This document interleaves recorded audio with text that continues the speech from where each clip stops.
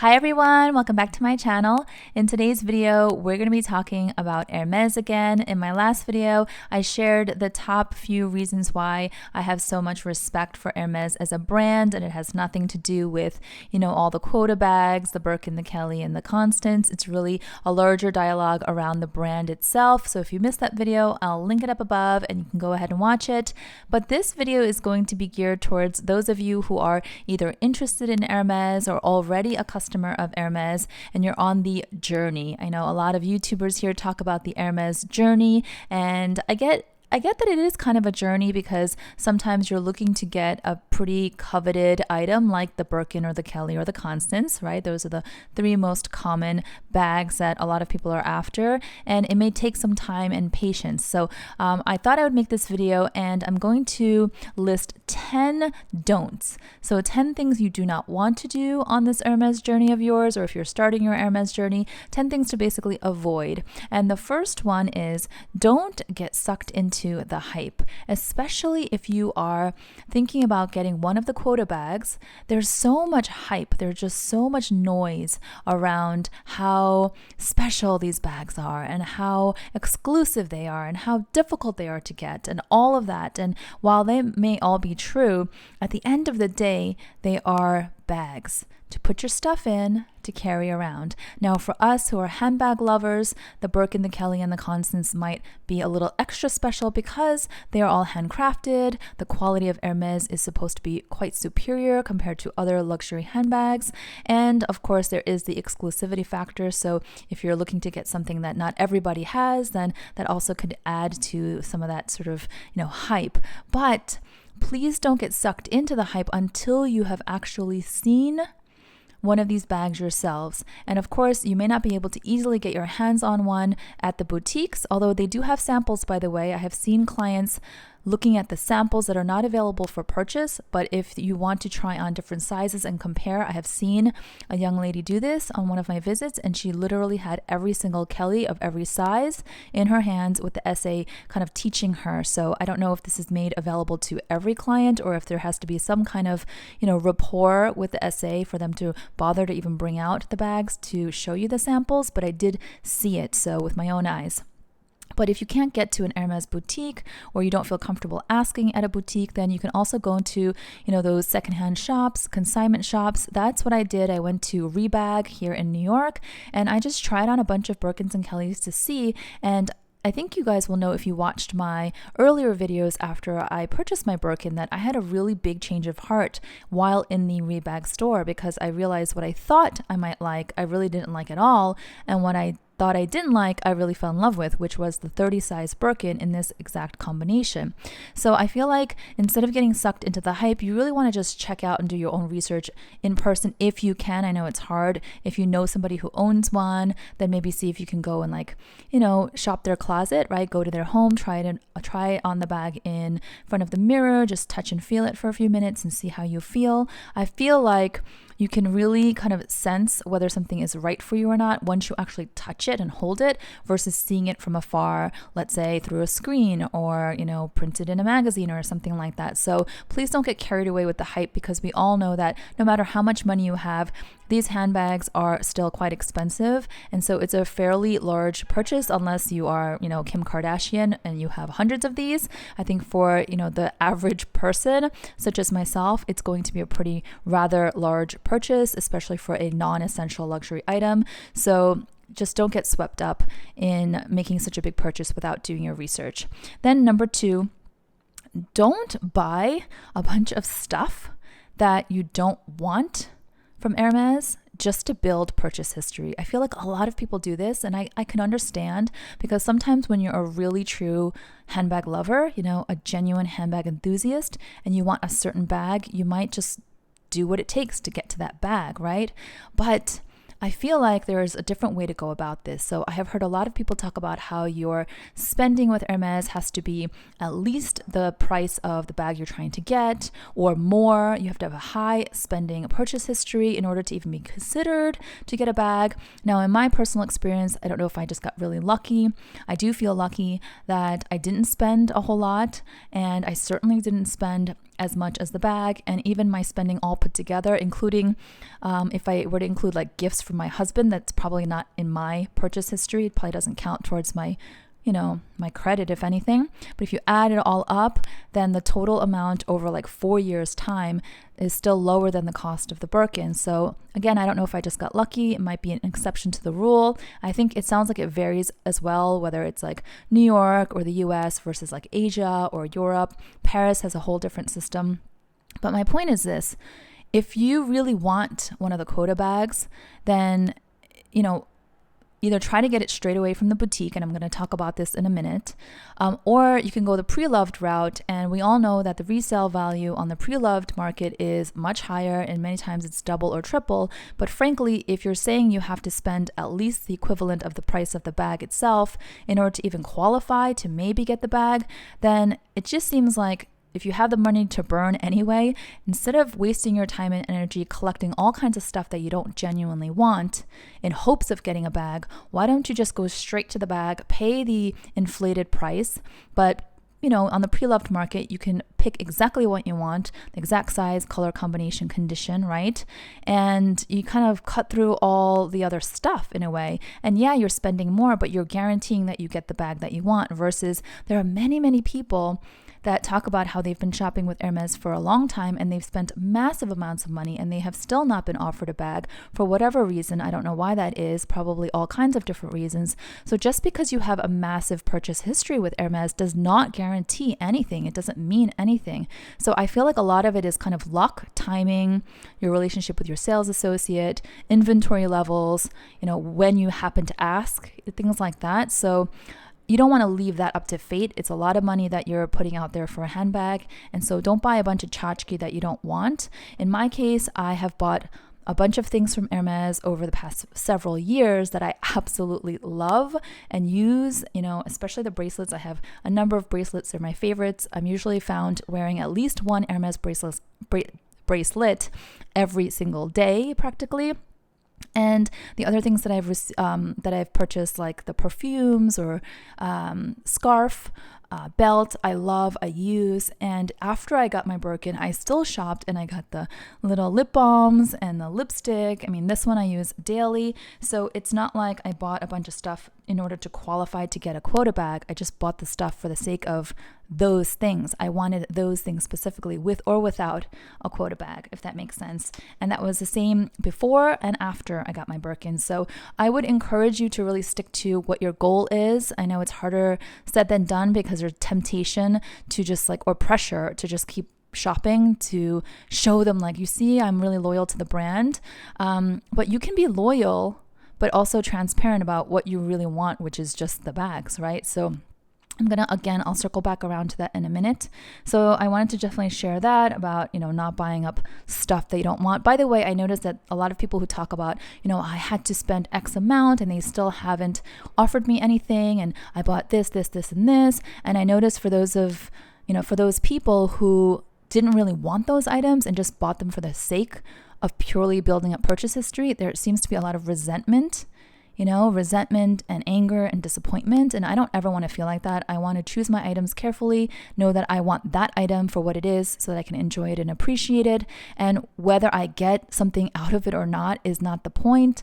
That's not the goal. And so either way, I'll be happy, right? So that's what I would encourage. Okay. Then the don't that I want to mention, number 3, is don't be afraid to ask. This was my point earlier.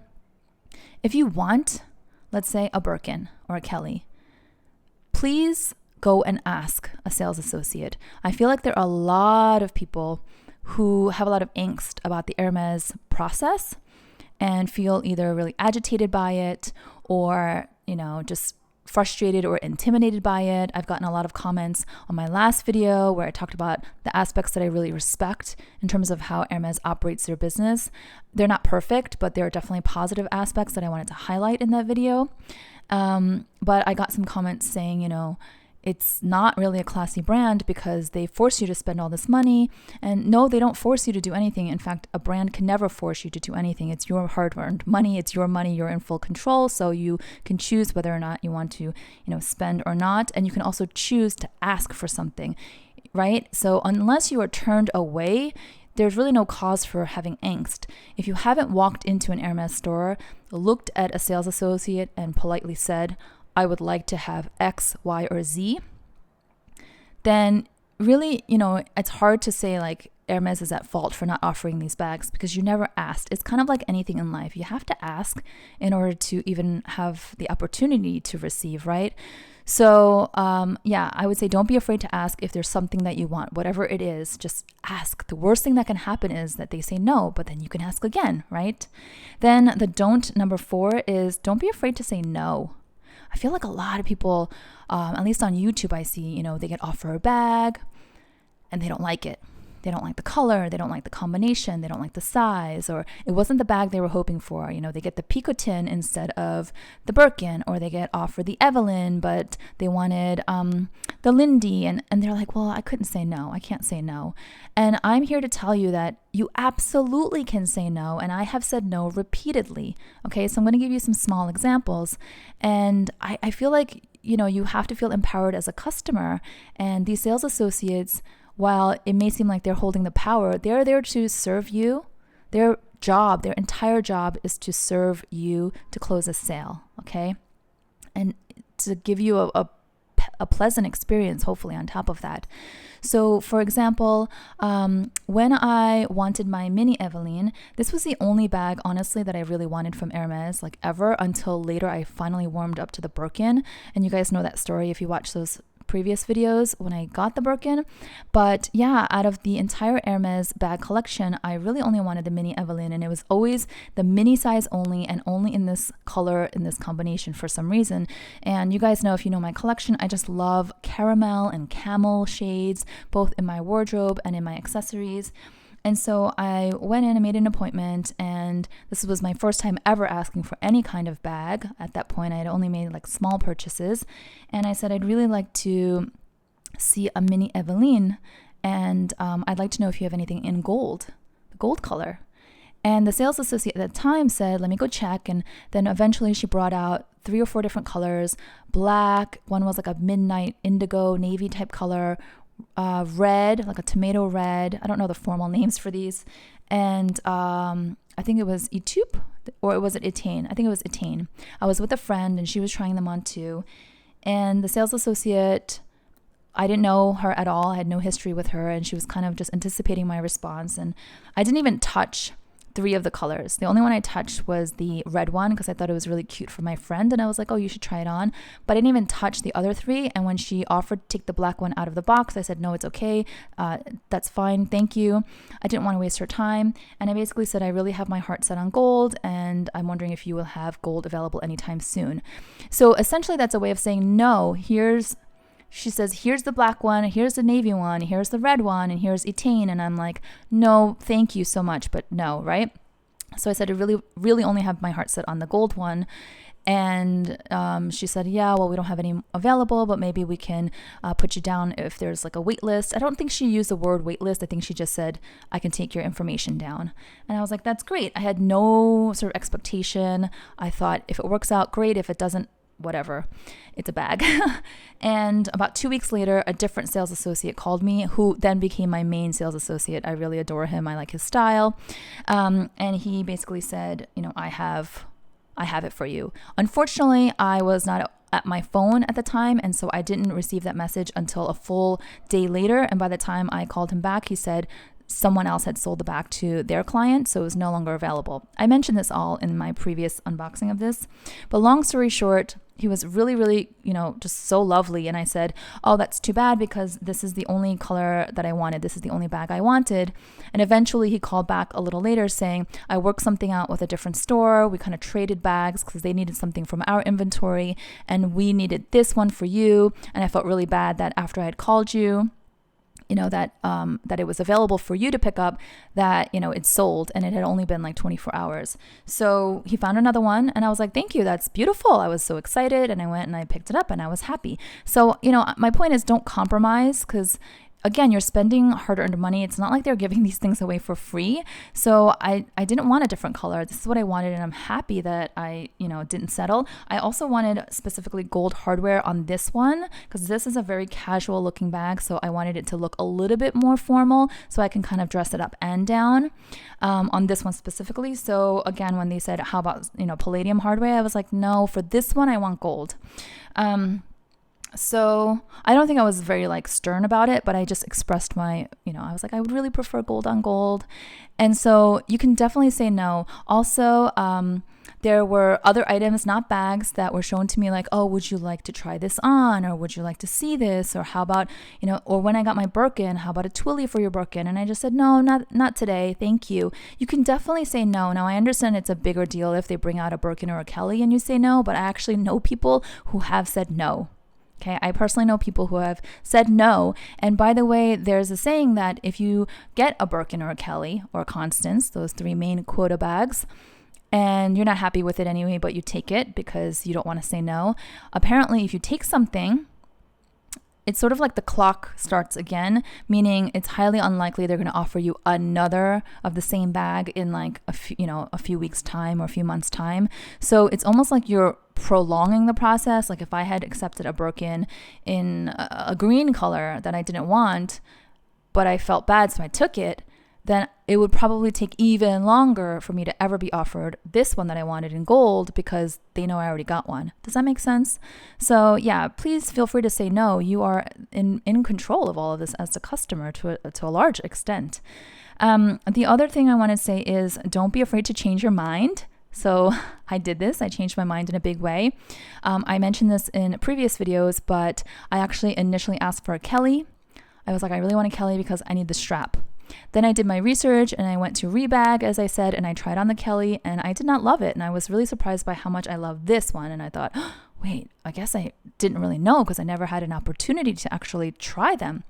So I actually texted my SA and I say, hello, I've changed my mind, and I kind of was able to laugh at myself. And I said, would it be possible to change my request? And well, I didn't even ask. I said, I need to change my request because I tried on the Kellys and the Birkins and I realized the Kelly just isn't going to work for me as I thought. And surprisingly, I love the Birkin in the 30 size so much more than I ever thought I would. I've shocked myself, right? And if you know how the story goes, I was in the Rebag store. I found this bag. It was an older version, same exact color combination, snapped a photo of myself and was like, this is the bag that I want, So that's where it all started. So don't be afraid to change your mind.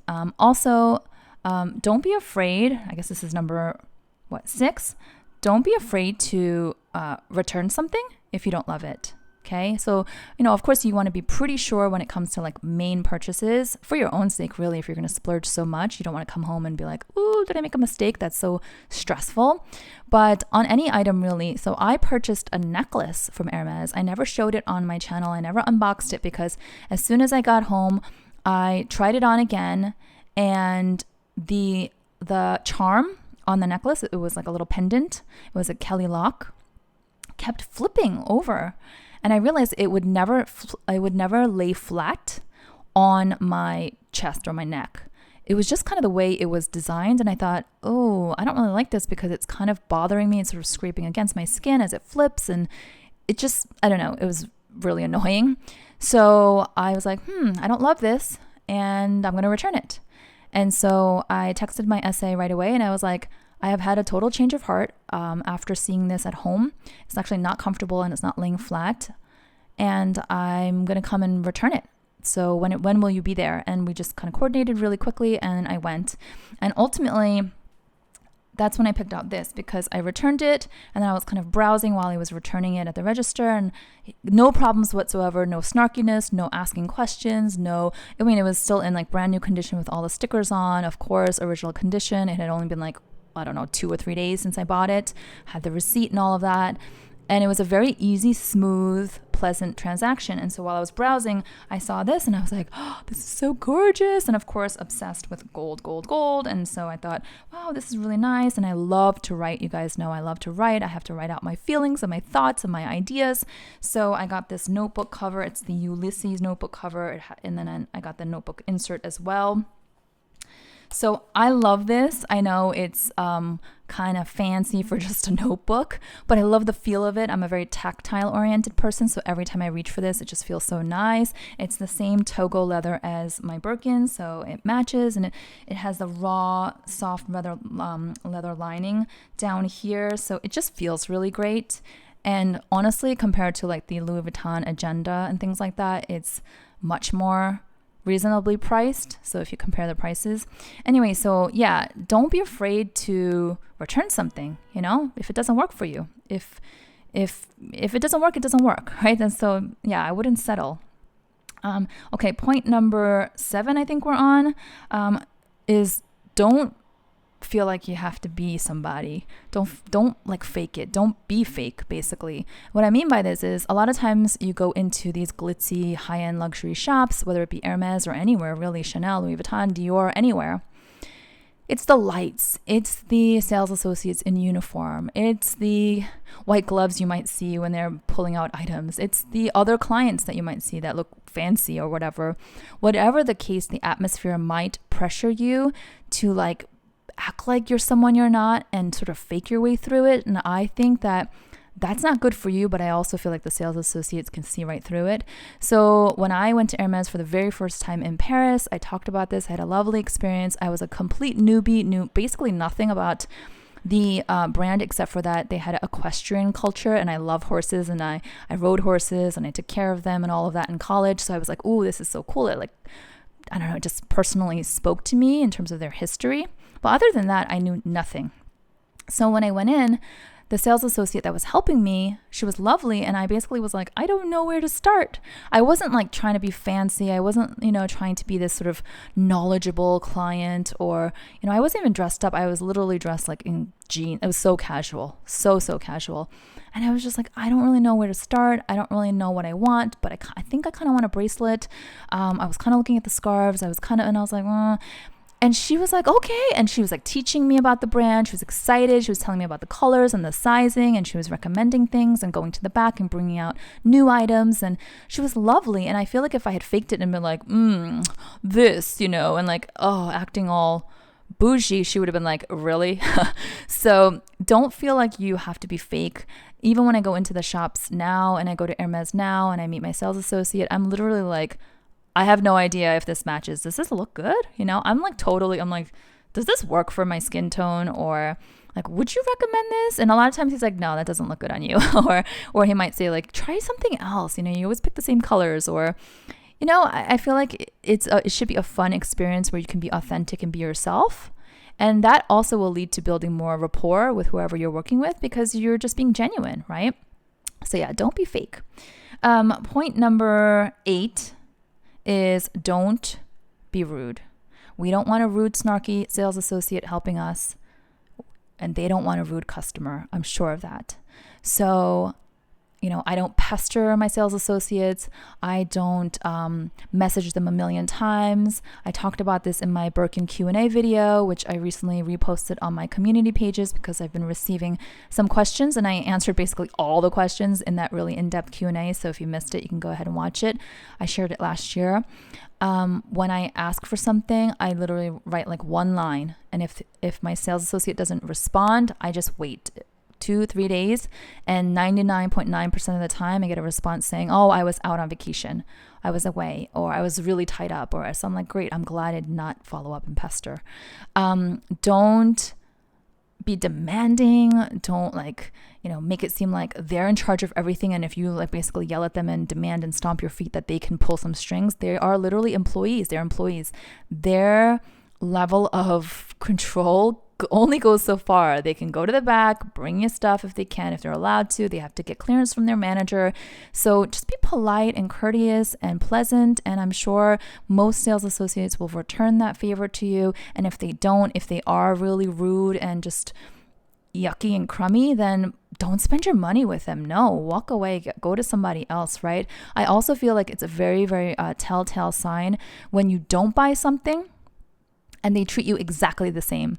I have gone to Hermes several times where I literally browse and I can't find anything, or what I'm looking for is not there, and I walk out empty-handed. I would say more than half the times that I go, I come out empty-handed. But I have a nice chit-chat time with my sales associate. I get to see some new eye candy, and sometimes my visit lasts only 10 minutes. Sometimes it lasts 45 minutes, and I come out empty-handed a lot of the times, and I'm treated exactly the same as when I actually purchase something.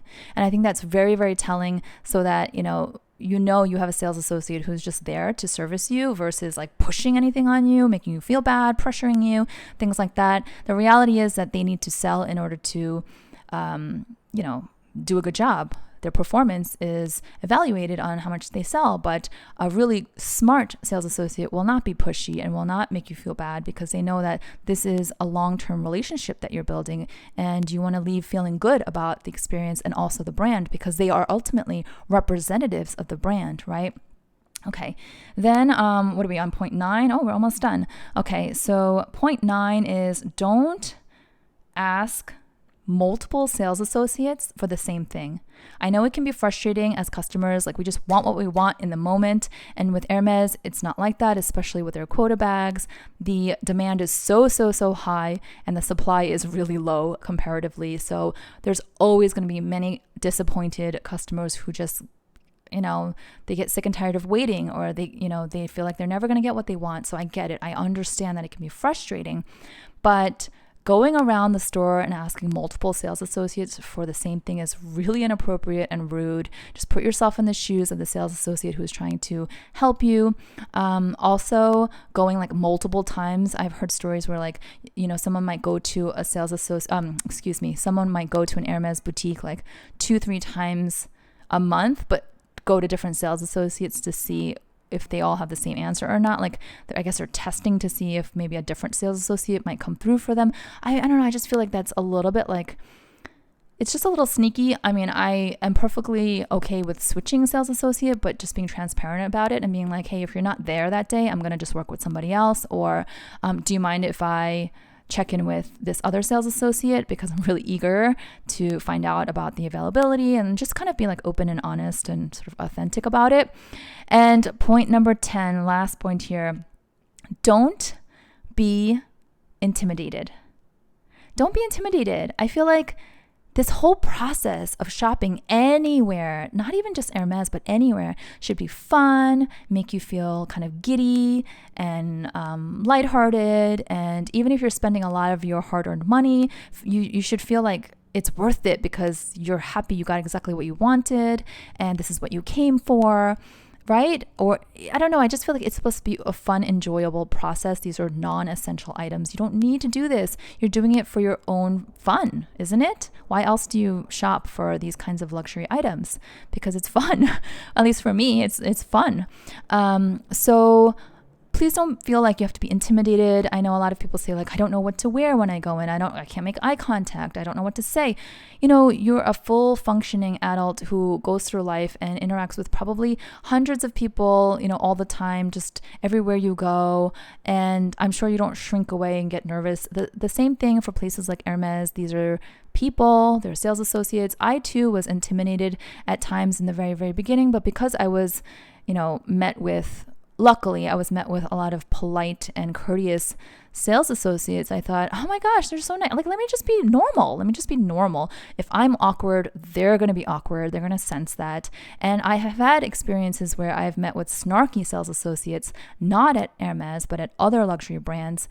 And you know what? I'm just the same then. Okay, is there anybody else who can show me this? Or, okay, thank you very much. I might come back later. Because I made the mistake once of purchasing something from Chanel from a pretty snarky sales associate, and I will never get that bad taste out of my mouth. Luckily, I found somebody else who I've been sticking with because she's so lovely and so genuine.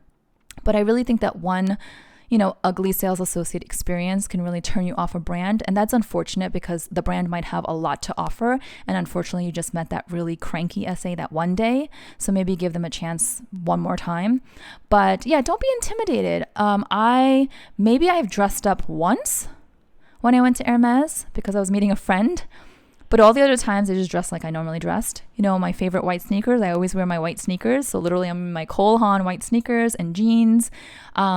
Maybe the fanciest thing about me is some handbag that I'm wearing, but it doesn't qualify me as being anything, you know, fancier than the normal person, or, you know, it's just normal. I don't know how to explain it, but I hope that watching this video and hearing my 10 tips will help you feel a little bit more comfortable and relaxed. This is, of course, if you're into Hermes and you're trying to purchase something and you're, you know, you're into the brand. If you're not, then of course none of this is relevant, and, you know, I appreciate you watching anyway. But yeah, I hope those 10 points were helpful. Please remember that at the end of the day, these are just stuff, you know, they're just items. And if you're not going to enjoy the process and have fun with it, then why bother, right? Why bother? Maybe find some other outlet to have fun. So I hope you enjoyed this video. If you did, please give it a thumbs up, and I will see you all next time. Bye-bye.